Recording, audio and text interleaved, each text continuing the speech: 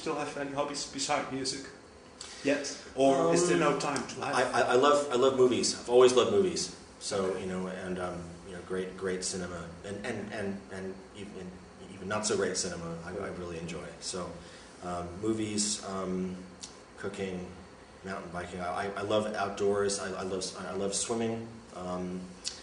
So actually, it's enough that inspires you in return again for the music. Oh yeah, absolutely. Yeah, that's great. So you're not a one-track-minded person. No. And a very important thing is that sometimes the best way to move forward with something with music is to get away from it. Yeah. Which you are doing. Yeah. As it turns out, very healthy, I must say. With such a curriculum and elaborate amount of performances, there must have been performances that belong to the summit of happy remembrances. Can you tell me a darling of one humoristic experience during a concert? For some reason, this popped into my head, and this was years ago when I was playing. It was I think it was the first concert I played in Milan,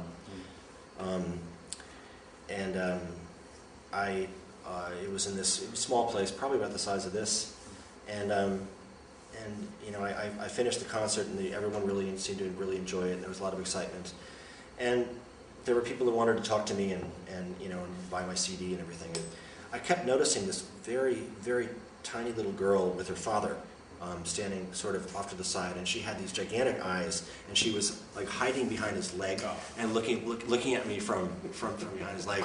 And you know, and I'd look over and smile and just keep talking to people. And then all of a sudden, she walks up to me by herself, looking absolutely terrified, you know, and holds out her hand to give me something. So I held out my hand, and she dropped some chocolates in her hand. Yeah. And then she runs back behind her father's leg. It was really cute, very cute. Yeah, it did as well. There has been a point on which you took it upon you to start teaching by means of workshops. What occurred to be the motivation to do so? Well, I would say that, you know, I'm going to say two things. I'm a very good teacher, and at the same time, it's not what I aspire to do, you know, to continue to do. And it was partly a money making. Okay. You know, I do enjoy teaching though, and I have great respect for the students who have taken my courses. You know, for several years I was giving a course at my home in Scotland in the summertime, and it was a 1-week, very intensive course, and anybody who took it worked very, very, very hard. And the ones who did the work got a lot out of it. But what I do is very different from what most guitar players have ever had to try to learn, and it involves very often forgetting everything you ever did learn and starting as if you'd never picked up a guitar before. And that can be very difficult well, really for anyone who's gotten to a certain level of proficiency with an instrument to suddenly go, I'm going to forget everything that I ever learned and believe in this teacher and do what he's asking. But that's really what it requires to get this approach to the guitar that I've done. And so you know, I will still give the occasional workshop and everything, although I'm mostly busy with concerts these days, which is probably the best way to do it. But I did make an instructional video in 1993, which is available on the internet. So if any guitarist would like to have an introduction to what I do, it's called The Guitar of Preston Reed: Expanding the Boundaries of Acoustic Playing. Okay. And you can find it from my website. Okay. And it's an excellent starting point if you want to get into what I'm doing. Yeah. How long are you giving workshops now? Not very often. I think the last one was about 2 years ago was the last time I gave a workshop. Okay. But sometimes there will be like a master class, you know, in conjunction with a concert. So I mean, it can happen. It's just not something that I'm doing a lot of these days. Mm-hmm.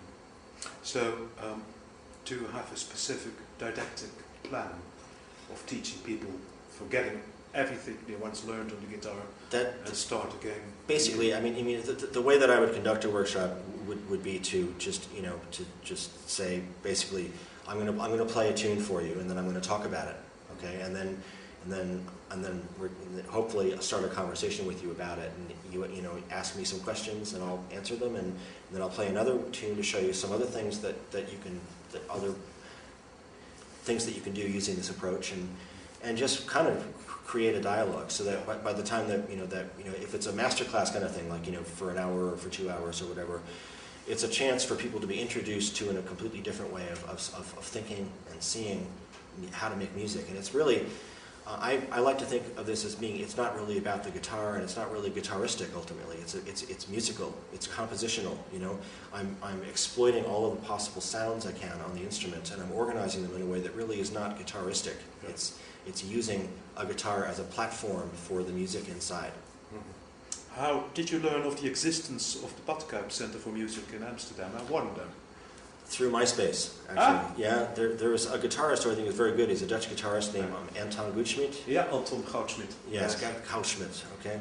And he, you know, he did a friend's request and everything, and I listened to him, and I thought, wow, this guy's really good. And then, you know, I've been trying to get, you know, to expand my territory to be playing in Holland. And so that was one of the venues that he was playing, and so looking forward. That's how yeah. it came.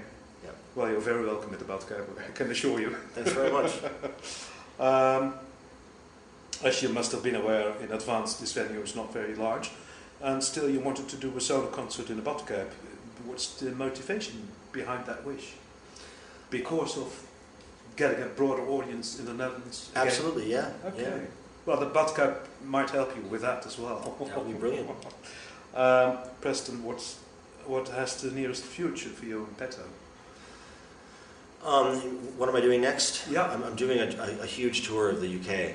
You know, in great. fact, starting on Thursday. Yeah. I'm going to be doing, I think it's 23 dates in England and Wales, and then a couple of weeks off, and then 15 dates in Ireland, and then I think two more in England, and that'll bring me up to the end of the year. Yeah. And then I will be going to the recording studio in January for my next CD. Okay. And then the touring starts again in February. And when is this next And CD? I'm going to Australia in next year. As well? Yeah. Well. When's this next CD seeing its release? Well, hopefully it would be maybe March, something like that, February, March. 2009. Yes. Great. We're looking forward to it. Are there still any personal dreams to achieve? Oh, always. Yeah. I mean, I'm still an evolving musician, an evolving artist. You know, and I love. You know, I get up every morning and I'm excited to learn more music and to get better as a musician, and you know, so I don't see an end to either my explorations or my you know, evolution. You know, I just keep on going. Keep creating, keep going. Yeah. So you can't tell me where you see yourself in about 10 years from now. Hopefully, I'll be doing. You know, it won't be very different from what I'm doing now. You know, I love this. I love you know, playing music with people. Yeah, and developing. Yeah. This particular style. Mm-hmm. Great. My final question: what do you expect tonight at the Badcuyp to be? I expect to rock the audience at the Badcuyp. Yes. So I expect to get their feet stomping and to have them really enjoy themselves. I assure you that will Yes. happen. It truly will. Preston Reed, thank you very much for being here and having you here for this interview. I wish you great success for tonight and for the coming years as well. Thank you very much. Thanks very much. You're welcome.